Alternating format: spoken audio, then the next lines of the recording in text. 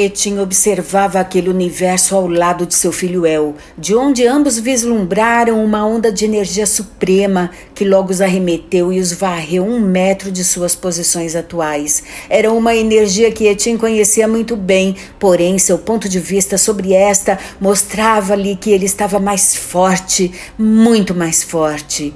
Foi rápido e, como 4 relâmpagos, eles surgiram na frente das 2 entidades invasoras do universo de Adonai. Em uníssono, eles vibraram em uma frequência que só o coração de Etim pôde sentir. Você não é bem-vindo aqui, personificação da morte. Saia imediatamente! El não conhecia aquela palavra, mas seu eu sabia que não era algo que poderia lhe trazer boas sensações. Aquilo era algo maligno e mesmo ele, tão novo, comparado àquelas entidades, sabia disso. Etim estava mudo, mas El podia ver uma fúria que ele nunca tinha visto em seu olhar. Os olhos em tons de lilás de seu pai tinham acendido como se 2 nebulosas estivessem se colidindo. Tudo era novo para ele. Sentia uma vibração tão absoluta naquela afronta que sentiu algo esmagando seu peito.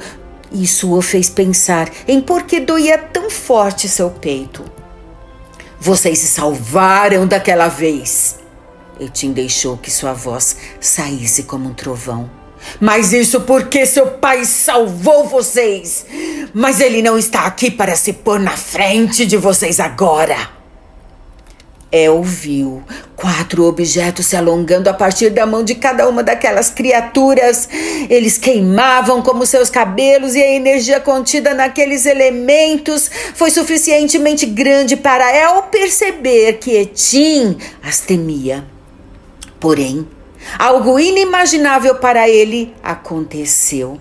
Da mão de seu próprio pai se alongou um objeto muito parecido com o objeto dos outros, mas tinha a cor dos olhos de Etim. Ele só tinha visto aquele tipo de energia uma vez, quando embriões de estrelas foram criados e dançavam como gases na sua frente, até seu pai chegar e apagar todos eles.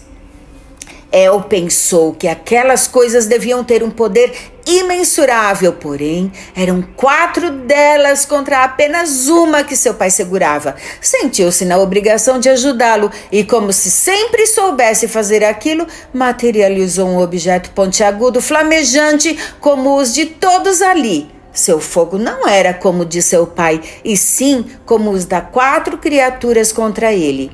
Não sabia se eram aquelas 4 criaturas que tinham levado seu irmão Ra, como dito por Etim, antes de entrarem naquele universo.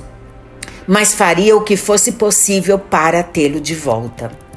Adonai observava o confronto do painel cristalino que ficava em seu abrigo, quando ele previu o pior, e no momento em que seu filho Jesus entrava no ambiente, ele sumiu em um piscar de olhos.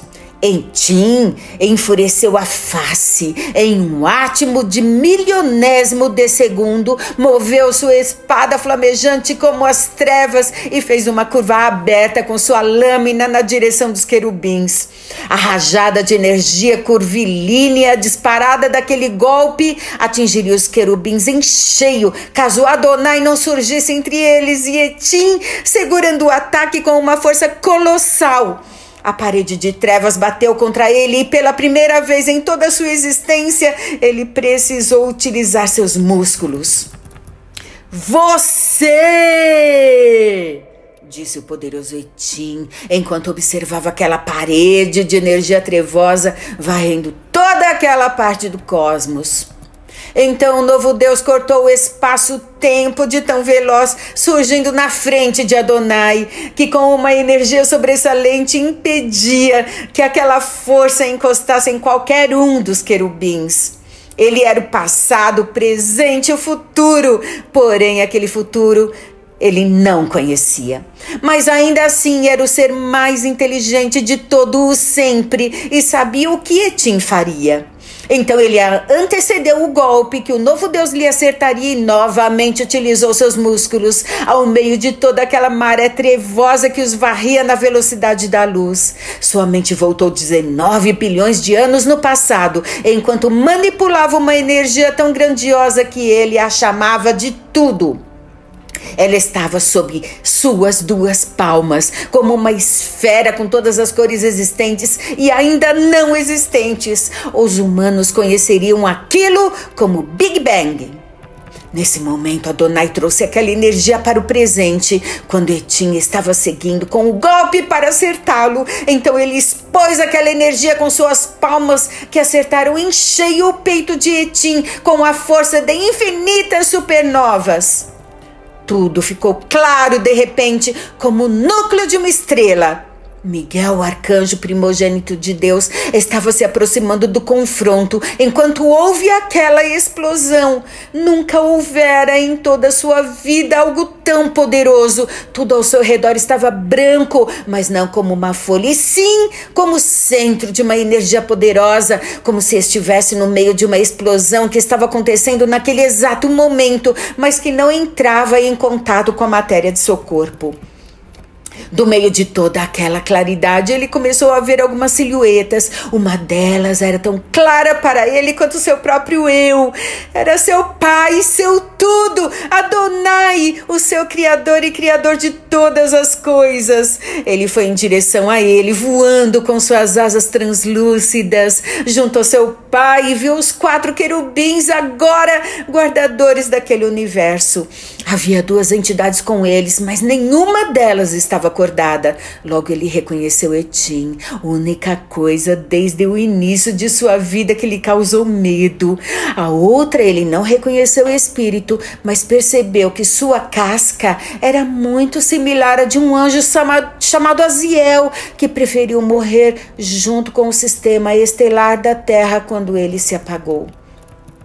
Eles têm sua essência ainda com eles, pai? Perguntou Miguel. Sim, filho, eu jamais tiraria a existência de alguém. Eles estão apenas adormecidos. Tive que utilizar da minha maior força para isso.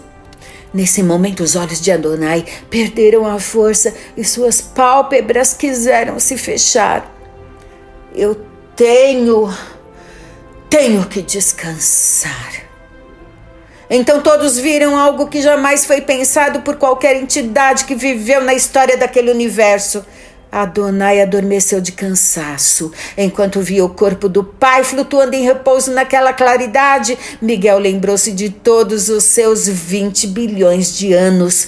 E nunca houvera um só dia que seu pai fechou aqueles olhos pelo tempo maior de uma grande reflexão.